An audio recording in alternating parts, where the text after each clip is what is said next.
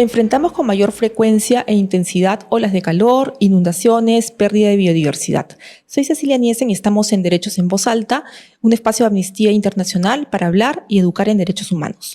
Hoy estamos con Micaela Guillén, representante nacional del Movimiento Ciudadano Frente al Cambio Climático, MOCIC. Con ella vamos a conversar sobre cambio climático, pero también sobre la COP, que es un espacio donde varios países se reúnen anualmente para orientar la lucha contra el cambio climático y el calentamiento de la Tierra. Micaela, muchas gracias por estar aquí. Lo primero que quería preguntarte es, con el cambio climático, ¿cuáles son los derechos que se ven más afectados? Muchas gracias por invitarme a este espacio. Espero poder aportar dentro de la reflexión sobre el tema. En verdad son muchos, ¿no?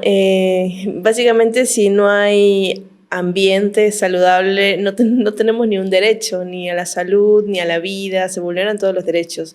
Pero con los fenómenos climáticos que se incrementan y que vienen cada vez más severos y continuos, lo que tenemos es destrucción de las infraestructuras estatales, básicamente, ¿no? Como por ejemplo en el caso de Piura, Tumbes, ¿no? Donde se han destruido escuelas, se han destruido hospitales, se han destruido postas que son servicios básicos y a los que luego no se puede acceder con facilidad, ¿no? Y estos son provocados por inundaciones, por lluvias, por huaicos, etc. Y hay una afectación directa, por ejemplo, al derecho a la salud, ¿no? Porque eran los espacios de servicios de salud más cercanos, al derecho a la educación, ¿no? Entonces tienes niños o adolescentes que han estado en pandemia por mucho tiempo sin asistir a escuelas, sobre todo en escuelas públicas, que además se ha incrementado la ausencia o el espacio de participación en espacios de educación por la pérdida de infraestructura, ¿no? Solo eso para mencionar en cuestiones de infraestructura, ¿no? Y que ya se había mencionado que no se iba a recuperar esas infraestructuras hasta que esperemos que los fenómenos climáticos paren, que cosa que no va a pasar, van a seguir aumentando. Por otro lado, las inundaciones, además, en el caso de ciudades donde han sido golpeadas por el fenómeno del Niño, han tenido no solamente es el agua que sale de los ríos o de la lluvia, ¿no? Sino que son los desagües que salen, ¿no? Y esto termina generando infecciones severas, sobre todo en los niños, ¿no? A esto hay que aumentarle el aumento del dengue, etcétera, etcétera. Podemos hablar un montón de cosas. El tema económico también, ¿no? Porque, por ejemplo, en la época del Niño del 2022 y 2023, bajaron las producciones, lo que genera una disminución en el ingreso de las personas, de toda la cadena productiva, ¿no? Desde el que empaca, del que va a pescar, en el caso de la anchoveta, o del que cosecha, en el ingreso regular a su economía familiar. Entonces, estamos hablando de una pérdida de una serie de derechos, sobre todo los que están vinculados a la sobrevivencia, pero también podríamos hablar sobre el derecho a un ambiente sano, saludable, ¿no? Con las contaminaciones ambientales que tenemos, las contaminaciones a los ríos, ¿no? Que también, además de la crisis climática, tenemos una crisis ambiental severa que vulnera nuestro derecho a vivir. ¿Y por qué consideran, por ejemplo, desde el MOCIC, ¿no? Porque hay gente que todavía no cree en el cambio climático o que lo ve muy lejano, ¿no? Uh-huh. Sí, hay un negacionismo que ha crecido bastante en los últimos años, ¿no? Sobre todo porque ya desde hace 5 años, ¿no? En el último informe del IPCC, de este informe del Panel Intergubernamental de Científicos de las Naciones Unidas, mencionó que para poder evitar llegar a ese punto de no retorno, o sea, ese punto donde el planeta no lo vamos a volver a conocer como lo conocíamos antes, necesitamos hacer un cambio sistémico, un cambio profundo en las formas en las como hemos entendido la producción y la vida en general. Y eso significa transformar el sistema. Entonces, la creciente idea de la constatación de que hay un cambio climático que va a afectarnos, porque el cambio climático ha sido siempre, solo que esta vez ha sido un cambio climático acelerado por la presencia humana, pero que además tiene un golpe severo a nuestra existencia, ¿no? Afirmar esto implicaría asumir que tenemos que transformar las formas como se han producido. Y esto tiene una implicación directa en la economía y en quienes están en el monopolio de las economías mundiales, ¿no? ¿Qué es transformar el sistema? Cambiar las formas de producción, ¿no? Hay que cambiar las formas de producción. Nosotros producimos en una cantidad máxima, ¿no? Que no necesariamente es para el consumo de la totalidad de todos los seres humanos, ¿no? Producimos para la acumulación, ¿no? Lo que implica, por ejemplo, para producir, no sé, si necesitamos solo 100 tazas para todo el planeta, eso es un ejemplo, ¿no? Nosotros producimos como 200, 300 tazas, ¿no? Y no necesariamente todos van a tener las mismas tazas, son pocos los que tienen las mismas tazas. Para producir eso necesitas una cantidad de energía. Para poder generar esa cantidad de energía, lo que hemos hecho es quemar combustibles fósiles, ¿no? Para poder generar la energía a las grandes producciones, a las fábricas. Lo que estamos haciendo ahora es haciendo una falsa transición, ¿no?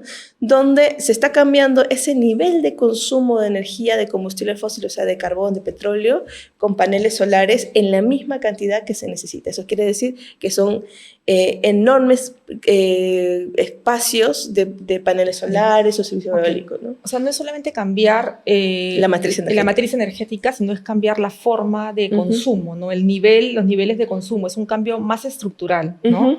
¿Y es posible o crees que hemos llegado a un punto, no sé, como de una especie ya casi de colapso climático? Estamos al borde. Estamos al borde. De hecho, esta semana en Lima se están reuniendo los científicos del IPCC, ¿no? Y tienen este debate entre qué hacemos, ¿no? ¿Qué recomendamos? Porque ya recomendamos algo, ¿no? Y se han planteado falsas soluciones basadas en naturaleza. Yo creo que todavía es posible y creo que esas alternativas están dentro de los territorios, ¿no? Justo la semana pasada tuvimos un espacio nacional de la que se ha denominado la Ruta de los Pueblos, que son audiencias ambientales climáticas, donde las organizaciones y los dirigentes han planteado, sí, las demandas, los problemas, todo lo que viene sucediendo en los territorios, pero también las alternativas que se están planteando desde los territorios, ¿no? Desde cómo enfrentar las sequías dentro de los territorios, la resistencia a que no querer que concesionen tu territorio es una alternativa también, porque defiendes un ecosistema importante para la sobrevivencia del pueblo que está en resistencia, pero también para la humanidad, como es el caso de los bosques, la Amazonía, ¿no? Y estamos hablando justamente de pueblos originarios, amazónicos también, ¿no? Que son los más afectados probablemente, ¿no? ¿Qué lectura le dan a ello? Sí, los pueblos amazónicos creo que vienen más de 500 años resistiéndose al exterminio de su pueblo, pero también de los bosques, y que se ha instrumentalizado su ecosistema como parte de una mercancía, ¿no? O sea, recordemos toda la cosmovisión que hay detrás también. Pero ahora, en los últimos años, es un tema también de queremos sobrevivir, ¿no? Queremos vivir bien, ¿no? Este derecho del que hablábamos al principio, ¿no? Porque estamos hablando de una Amazonía golpeada por más de 50 años de oleoductos, ¿no? Donde hemos tenido casi 1.500 derrames de petróleo en todo el norperuano. Estamos hablando también de minería ilegal que ha crecido de manera tremenda, ¿no? En los territorios. Que además esa minería ilegal, el oro se termina, sale limpio del país, ¿no? O sea, sale legal. Estamos hablando de tala ilegal, pero también legal, ¿no? ¿Qué hacer con ello? Parece una carrera como imparable, ¿no? Y que la Amazonía se está como destrozando, ¿no? La deforestación es imparable. ¿Qué hacer frente a ello? Tú mismo lo has mencionado, economías legales, ilícitas, que se expanden, ¿no? Sobre el territorio. Yo creo que hay dos cosas en varios niveles, ¿no? A nivel legal, yo creo que hay que eliminar todas esas leyes procrímenes, ¿no? Que están avalando toda la cuestión legal. Leyes como la ley antiforestal y otras leyes que intentan reformar la protección de los bosques, ¿no? Luego, plantear un diálogo real con las organizaciones y con los pueblos indígenas, porque creo que aquí tenemos que pasar de hablar de la inclusión social al reconocimiento, ¿no? Y parte del reconocimiento es reconocer que los pueblos amazónicos tienen una estructura social y de poder en las que también pueden ellos establecer un diálogo con el Estado de manera horizontal, ¿no? Que no se ha permitido, eso siempre se ha hablado como de arriba para abajo, ¿no? Y que existe una estrategia que se podría plantear y que lo vienen haciendo ellos desde las autonomías, que es la cogestión de los territorios, ¿no? Finalmente, o sea, pertenecen a un territorio nacional, pero ellos también tienen un sistema de seguridad y eso que si el Estado no respalda, ¿no? O no genera aportes para poder fortalecer, no hay una lucha real contra la ilegalidad. Entonces hay que hacer una reforma real, ¿no? Hay que hablar sobre que hay leyes que han vulnerado, ¿no? En esos últimos años, en realidad, se ha destruido la poca institucionalidad ambiental que teníamos o la mucha institucionalidad que habíamos logrado en 20 años, ¿no? Se está generando una situación en la que ya casi no tenemos herramientas para hacer seguimiento ni para poder defender los ecosistemas, ¿no? Estamos hablando de que se están presentando planes para la defensa de una orquídea o de un animal, pero no estamos hablando de todo el ecosistema, total, ¿no? Claro. Que eso es lo más importante, porque no puede sobrevivir estos elementos de la naturaleza sin pensarse en el todo y sobre todo en la gente que está viviendo en esos espacios y que viene tratando, hace mucho tiempo, viene diciéndonos: aquí no petróleo, aquí no minería, ¿no? Porque son fuentes importantes para la vida y no es solamente porque hay una cosmovisión detrás, sino porque si hay derrame de petróleo no hay peces, si no hay peces no hay proteína y si no hay proteína hay problemas alimentarios. Es toda una cadena. Y estas voces no están siendo escuchadas, ¿no? Y digamos que esto que señalabas de respetar, ¿no? Este sistema de gestión territorial, ¿no? De protección territorial, no está siendo tomado en cuenta tampoco, ¿no? Ahora, hay otro problema vinculado que tiene que ver con la defensa de los territorios y con las personas defensoras de la tierra y el medio ambiente que están siendo asesinadas, ¿no? En sus territorios, ¿no? De guardabosques, ¿no? ¿Qué hacer frente a ello? Es muy difícil, porque la semana pasada vinieron dirigentes que estaban siendo perseguidos y tienen toda una ruta, ¿no? Hay todo un protocolo que también nosotros respetamos para que ellos puedan resguardarse de alguna forma, porque tienen persecuciones de ambos lados, ¿no? Del aparato estatal, pero también de los ilegales, ¿no? Por la defensa. A muchos de ellos ya les ha vencido el resguardo, o sea, no tienen un oficial que les haga el seguimiento, que les permita algún tipo de protección, tienen que viajar con sus familias. Yo creo que estamos en un contexto bastante difícil a nivel de protección, de seguridad, no solamente aquí en Lima, sino sobre todo en lugares donde hay dirigentes que están defendiendo los territorios, ¿no? Yo creo que lo mismo que la gente anda diciendo en las calles, ¿ok? Hay varias soluciones y hay que empezar por el tema legal. Hay que empezar a hacer una reforma de cómo se ha permitido, ¿no? Generado una sensación de impunidad, de libertad para la ilegalidad, ¿no? Para la inseguridad, ¿no? Eso, por ejemplo, parece tan distante del cambio climático, pero está vinculado, porque si no hay normas seguras, si no nos sentimos seguros nosotros, tampoco está segura nuestra naturaleza. Entonces tenemos ríos contaminados, ¿no? Tenemos una flexibilidad ambiental para hacer lo que sea sin que esto tenga consecuencias, ¿no? Derrames de petróleo que hasta ahora no habían tenido derrames. En Ventanilla misma hemos tenido un derrame de petróleo que tiene afectación, y esto yo siempre lo remarco, afectación económica directa, ¿no? Porque puede ser que la naturaleza sin nosotros pueda recuperarse de esos derrames de petróleo, no sé, pues en unos 1.000 millones de años, pero nosotros no vamos a estar. Y nuestros derechos fundamentales están siendo afectados por eso. Y eso no ha sido una cosa que de la naturaleza brotó el petróleo, sino que ha sido un error humano, ¿no? Y que no ha tenido responsabilidad directa, o sea, no ha tenido una sanción drástica sobre el tema, ¿no? O sea, quedó finalmente afectada Ancón con el turismo. Eso ha afectado muchísimo a las economías, ¿no? O sea, hay una tolerancia a la contaminación de cuerpos de agua, del aire, ¿no? Es como que se ha normalizado que se contamine cada cierto tiempo, ¿no? Que haya un derrame en algún no sé, en un río, en el océano, ¿no? O que respires plomo, ¿no? Ahora, este mes es la COP30 en la selva amazónica, ¿no? En Brasil. ¿Hay alguna esperanza en este espacio? Parece que no lo hubiera, ¿no? Yo creo que siempre decimos, ¿no? Esta es la COP30, quiere decir que se han reunido 30 veces los países de las Naciones Unidas para hablar sobre cambio climático. Bueno, y ahora estamos camino ya no al 1.5, sino a los 4 o 5 grados, ¿no? Que eso implicaría un cambio tremendo, ¿no?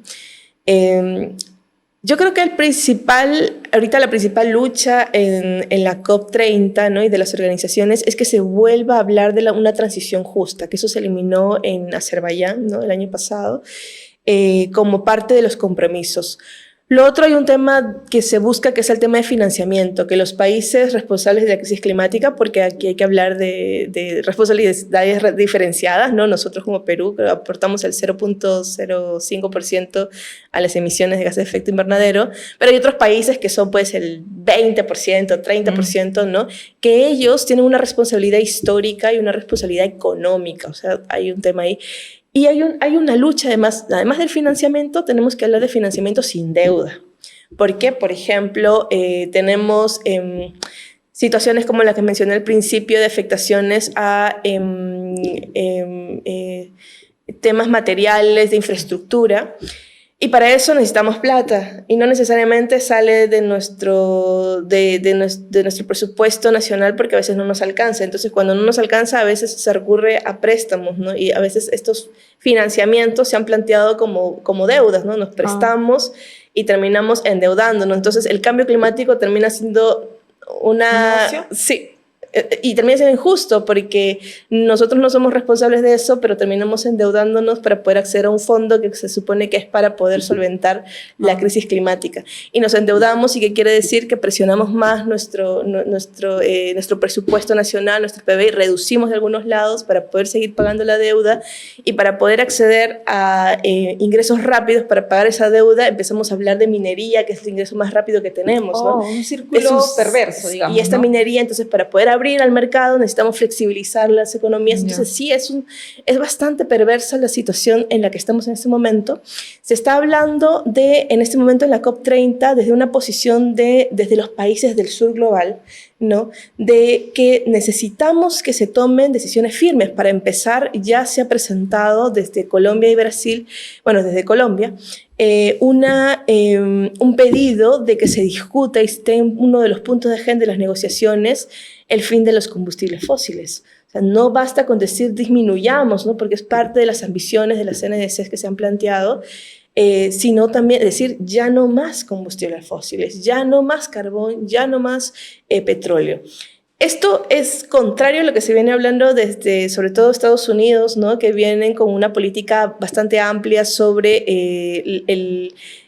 hablar sobre el consumo de combustibles fósiles, porque eso está vinculado también a la guerra, ¿no? Entonces podríamos hacer, todo está vinculado, ¿no? Esa es una de las posiciones, ¿no? Que tenemos que hablar sobre el fin de los combustibles fósiles, porque estamos hablando de Amazonía, sobre todo en una COP que se va a realizar en Amazonía. Hay un movimiento grande, más de 500 organizaciones que va a ser la cúpula de los pueblos, ¿no? Que se están reuniendo, que están también debatiendo sobre lo que están exigiendo desde el sur global. No estamos hablando de África, de Asia, de América Latina, ¿no? Sobre las afectaciones, porque finalmente somos países en afectaciones.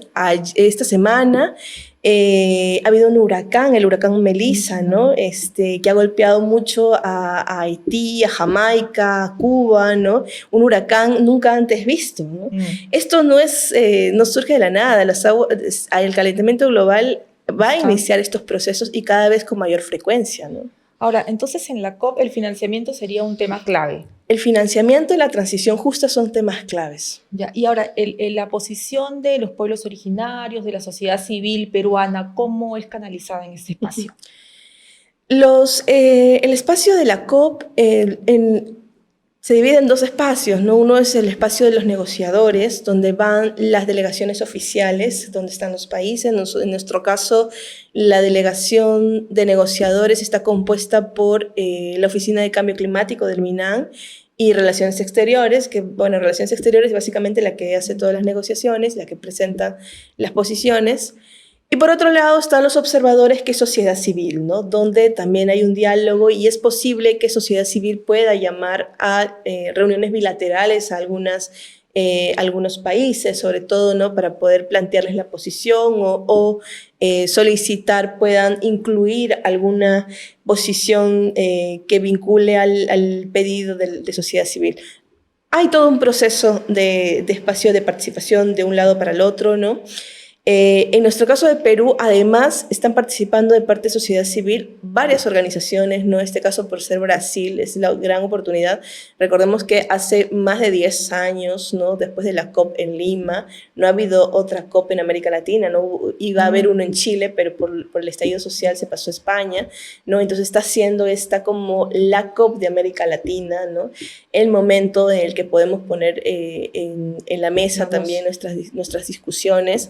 Y en este proceso de diálogo hay una delegación bastante grande de dirigentes y dirigentas de parte de Perú que van a participar tanto en la Cumbre de los Pueblos como en la COP30. Ahora, los compromisos de Perú, o sea, los está cumpliendo porque, claro, Perú se compromete, todos los países se comprometen en este espacio, ¿no? Una serie de compromisos ambientales, de metas de mitigación, adaptación. Entonces, ¿cómo evaluarías los compromisos de Perú y su nivel de cumplimiento? Perú ha sido uno de los países que presentó primero, la primera vez, ¿no? Sus NDCs. ¿Qué son sus compromisos nacionalmente determinados, que son los compromisos que asumimos para la lucha frente al cambio climático. Esta COP se cumplen 10 años del Acuerdo de París y hay una renovación de las NDCs, ¿no? Estos compromisos le llaman NDCs 3.0 porque son las terceras NDCs que vendríamos a renovar. En el caso de Perú, desde el 2020 no hay datos para medir cómo vamos avanzando, ¿no? De hecho, pueden revisar Geobosques, no se actualiza desde el 2019, ¿no? Hay una falta de información. Es como si de repente pandemia paralizó todo tipo de posibilidad de poder medir cómo avanzamos. Sin embargo, en los informes que vienen presentando desde hace 3 años, el MINAI y Relaciones Exteriores, se dice que han avanzado. Nosotros hemos presentado un informe sombra, estamos en este proceso de impresión, donde en verdad no se ha avanzado con las NDCs, ¿no? O sea, porque también las NDCs tenían una baja ambición, ¿no? Por un lado tienes una ambición alta en evitar la deforestación, ¿no? Llegamos hasta 45%, se supone que ya para el 2030 tendríamos que cumplir la meta de disminución de deforestación al 45%. Esto se ha triplicado, no hay forma de cómo podamos medir, o sea, porque estamos hablando de que la última data que tenemos es de 145,000 toneladas de madera que salía hace casi 5 años. Ahorita, ¿cómo podríamos medir? Seguramente ha aumentado. Si quisiéramos como medir, digamos, en una imagen, no sé, el tamaño, la envergadura, digamos, de la deforestación, el impacto, como algún ejemplo que tal vez nos puedas dar como para ilustrar, ¿no? En este momento hay una data de la Amazonía, de la Panamazonía, ¿no? Que es que hemos perdido el 20% de la Amazonía. ¿Qué quiere decir? Esto a nivel de impacto es importante. Por ejemplo, el anteaño pasado, 2023, hubo una foto bastante emblemática sobre el río Amazonas, donde el río Amazonas se tradujo en un riachuelo chiquitito, ¿no? Esto porque se había disminuido el caudal del río. Y esto tiene 2 razones, ¿no? El primero es que cuando hay fenómeno del Niño, llueve en el norte, ¿no? Y toda la zona del Ecuador se inunda, pero se deshumedece la Amazonía porque deja de llover en la Amazonía. pierde humedad. Cuando llega la crecida del río, el río crece muy bajito, pero cuando tiene que bajar, baja más de lo normal. Entonces, ha bajado tanto, porque hubieron 2 fenómenos del Niño tan seguidos, bajó tanto que ya no había río. Esto, por ejemplo, no solamente se refleja en esto del fenómeno del Niño, sino que a nivel de deforestación, ¿qué hacen los árboles de la Amazonía? Los árboles de la Amazonía tienen 2 funciones: retener la humedad, ¿no? Para poder mantener la humedad, porque la Amazonía es húmeda, ¿no? Y poder mantener el ecosistema y sobre todo para poder mantener que las aguas del río no bajen tanto, ¿no? Y por otro lado, es el circuito de los ríos voladores, ¿no? Porque los árboles terminan llevando el agua hacia los Andes para que llueva los Andes y surjan ríos que dan hasta la costa. ¿Cómo vamos evidenciando que cada vez tenemos menos ríos? ¿Por qué hay menos ríos voladores? Porque tenemos más bajadas en los ríos de la Amazonía. Esto tiene muchos impactos, sobre todo económicos y alimentarios, ¿no? Entonces, lo que nos está pasando ahorita es que estamos perdiendo una cantidad bárbara de bosque que nos está cortando el ciclo de los ecosistemas. Finalmente se está rompiendo. Sin Amazonía no existe zona andina ni existe zona marino costera, sobre todo la parte de los valles. Es todo una unidad, ¿no? Que sí, eso no como el cuerpo, entiende, ¿no? Tú, sin un brazo en este momento no podrías volver a hacer lo que hacías antes. Micaela, ¿y qué hacer desde el MOSIC, el Movimiento Ciudadano frente al Cambio Climático MOSIC, ¿no? ¿Qué es lo que recomiendan a las personas en general, ¿no? Porque no hay una acción pequeña, ¿no? Sí. Parece todo desesperanzador. En verdad, cuando te involucras más en estos temas de cambio climático, parece que no hubiera esperanza ni hubiera futuro, ¿no?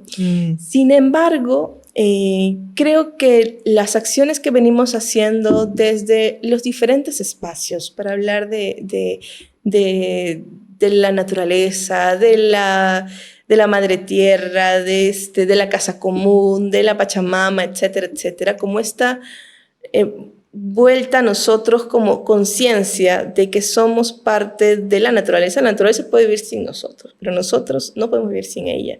Entonces hay que empezar a plantearnos cambios dentro de nuestra vida. Hay cuestiones más pequeñitas como el tema del consumo que mencionábamos, ¿no? Cómo empezamos a hacer un ciclo más pequeñito de consumo.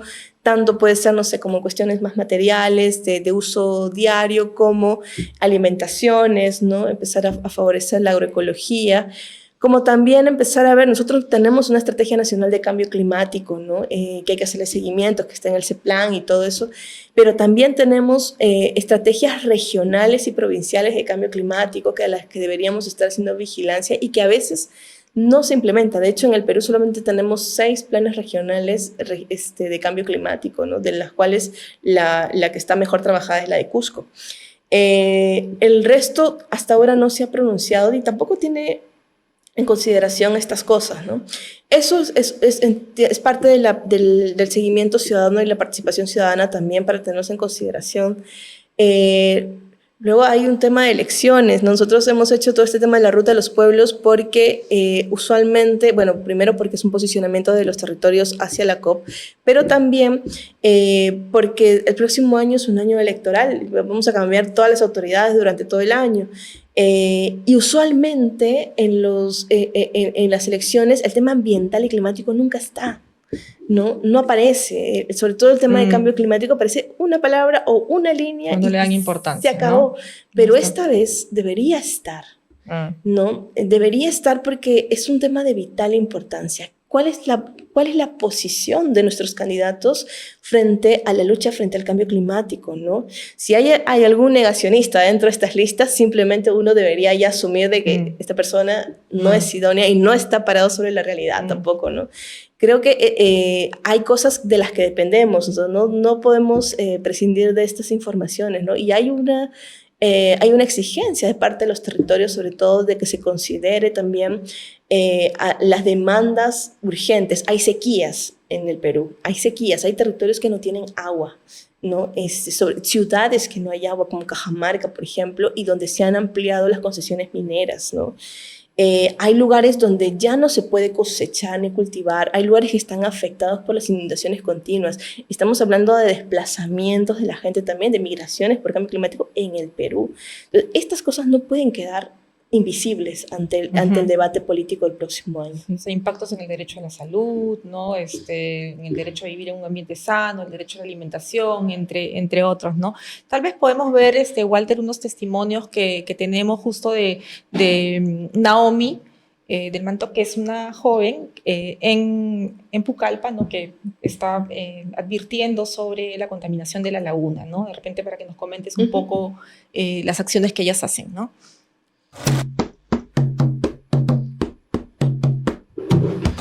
Desde Mantoc nos dimos cuenta el riesgo que está viviendo la Amazonía hoy en día y la laguna amazónica, que es Yarinacocha, ¿no? Mayormente la gente viene acá a fines de semana, viene a disfrutar un día en familia, pero no sabe el riesgo que está causando al botar las basuras, ¿no? Vienen a comer, a pescar, pero dejan todos los residuos ahí. Y entonces eso afecta al lago, porque tú quieres venir a disfrutar y no puedes, ¿no? Hay malos olores, ves mucho plástico flotando. Nosotros como Mantoc queremos hacer una acción, queremos recolectar la basura, queremos pegar unos mensajes en los arbolitos que concienticen a la gente, ¿no? Y queremos hacer un llamado también a los jóvenes que se unan a nosotros, porque salvar esta laguna es salvar al planeta. Ese llamado, ¿no? Que salvar una laguna, lo que hablábamos, ¿no? De un todo, ¿no? Es salvar el planeta en general, ¿no? Claro, sí. Y hay una cosa bonita y triste, ¿no? Como trilce, que es que los niños ahora tienen una conciencia sobre lo que está pasando con el planeta, ¿no? Y con una tristeza te lo dicen, ¿no? Pero al mismo tiempo tienen estas ganas de accionar para poder transformar las cosas, ¿no? Y tienen estas cosas que a veces de adultos perdemos, que es la esperanza y la posibilidad de la transformación, ¿no? Creo que en el caso de Mantoc y hay otras organizaciones de niños también, ¿no? Y jóvenes, adolescentes que se están movilizando. De hecho, las compañeras de Mantoc entiendo que van a estar en la COP, ¿no? Van a estar en la COP. Entonces es muy importante las voces de ellos porque finalmente generaciones han cargado y hemos cargado la responsabilidad sobre ellos de enfrentar un planeta como el que tenemos, ¿no? Y en ese sentido creo que hay que contagiarnos. Yo tenía un profesor en filosofía que era Vicente Santú, que siempre hablaba de que no tenemos que perder la mirada de los niños, ¿no? Esta mirada de todo el tiempo sorprendernos y pensar de que estas cosas siempre son posibles, ¿no? Entonces yo creo que está en eso. O sea, hemos hablado mucho sobre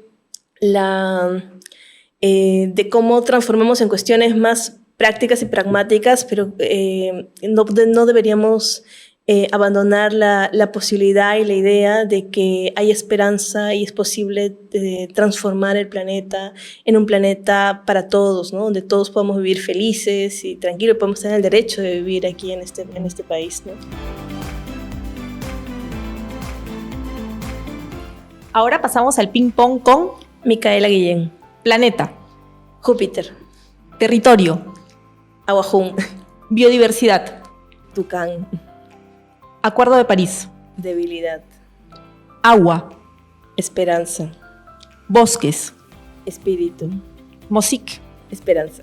Gracias, muchas gracias. Muchas gracias, Micaela, por haber estado aquí, por todo lo que nos has contado, y muchas gracias a todas las personas que nos han seguido, y nos vemos pronto para seguir hablando de derechos en voz alta.